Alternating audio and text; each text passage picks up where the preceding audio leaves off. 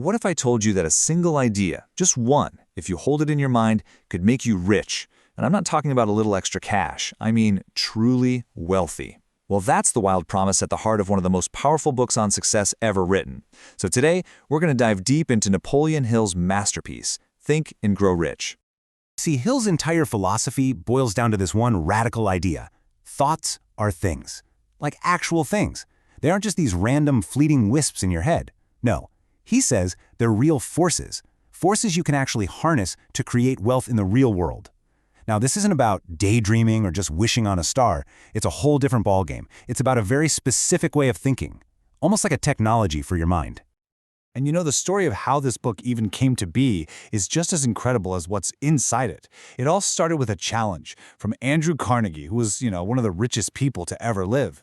He saw something in this young journalist, Napoleon Hill, and he gave him a mission. And this wasn't some weekend project. It was a quest that would take over 20 years of his life. Carnegie's offer was pretty straightforward, but also kind of mind-blowing. He said, look, I'll open all the doors for you. You can talk to the most powerful, successful people in the country, but you have to do it for free.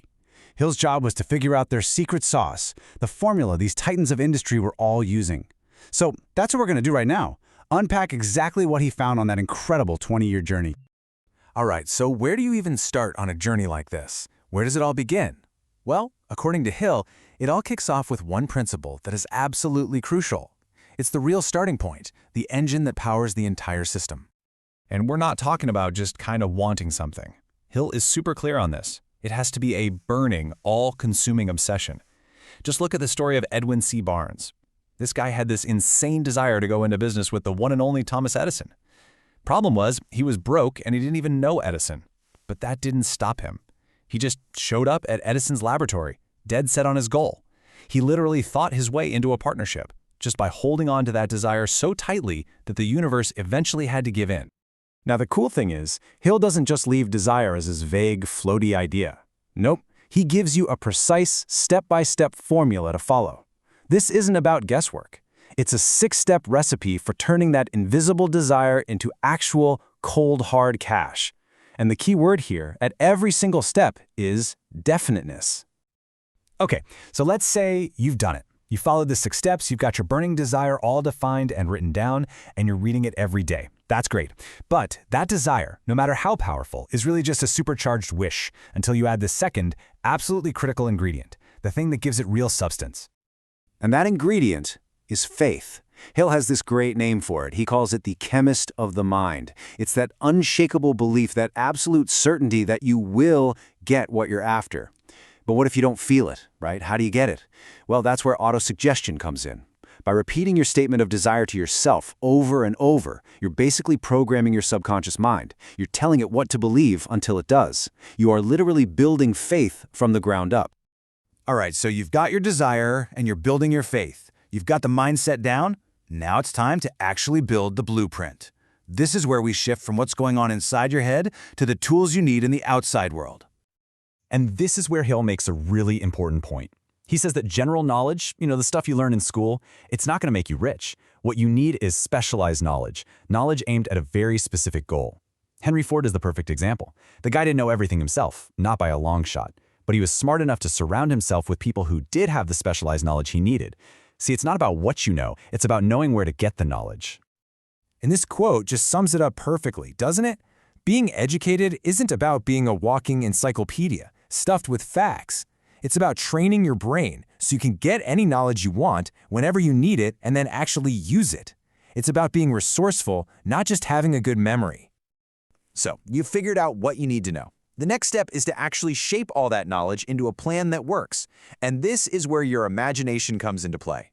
Hill calls it the workshop of the mind. It's where you mix and match ideas to create your plan. But listen, a plan that stays in your head is just a daydream, right? That's why organized planning is so vital. It's the step that builds the actual bridge from a thought in your mind to a real thing in your hands. But even the most perfect plan on paper is totally useless if you don't do anything with it. So now we're moving from the blueprint stage into the actual construction. And to build anything real, you need 2 fundamental qualities to see it through. Every single successful person that Hill studied had this one thing in common. They made decisions quickly and they stuck to them. They didn't second guess. The textbook example is Henry Ford again with his V8 engine. His own engineers, the experts, told him it was impossible to cast it in a single block. But Ford had already made his decision. He didn't care if they thought it was impossible. He just said, produce it anyway. And you know what? Eventually they did. But, making a decision is one thing. Sticking with it when things get tough, when you hit a wall, that's something else entirely. And that brings us to one of the most famous stories in the whole book, a story about a man who stopped digging just a little too soon. 3 feet. Just 3 feet. That is how close a man named R.U. Darby's uncle was to one of the biggest gold strikes in Colorado. See, they started digging, had some early luck, and then the gold vein just vanished. So they drilled a little more, found nothing, and they gave up. They just quit. They sold all their equipment for pennies on the dollar to a junk man. Well, this junk man was curious, so he hired an engineer to check out the mine. And the engineer's conclusion? The gold was waiting for them, just 3 feet from where they had stopped. And that painful lesson taught Darby everything he needed to know about the 8th principle, persistence. He learned that a temporary setback is not the same as permanent failure. Persistence is that bulldog determination that just refuses to let go. It's what makes you take one more step when everyone else has already gone home. And so often, that's the one step that actually counts. Okay, so far, pretty much everything we've talked about has been about your own individual mindset, your own effort.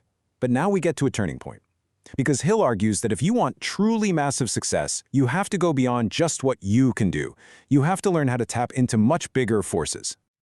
And this leads us to what he calls the mastermind. Think of it like the ultimate power-up.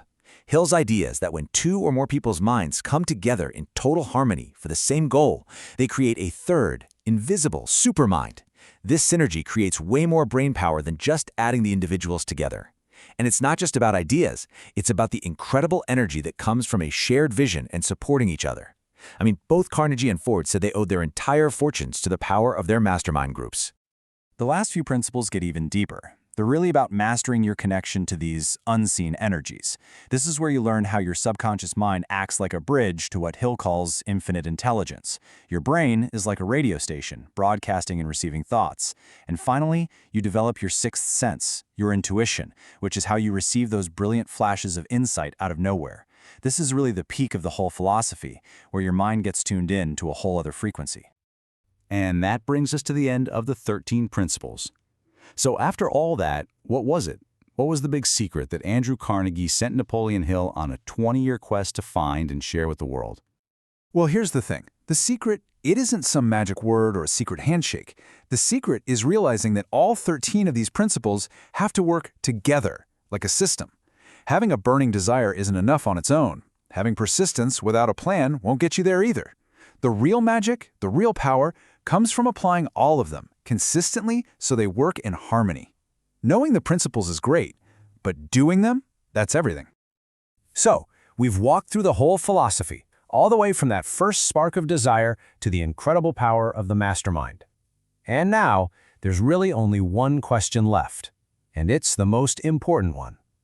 Now that you get it, what is your first definite step going to be? And the beautiful thing is, the philosophy itself tells you what to do. It brings us right back to where we started. The very first step you can take, like right now, today, is to apply that very first principle. Don't put it off. Get a piece of paper, define your desire, write it down, and start reading it to yourself. Start programming your mind for success.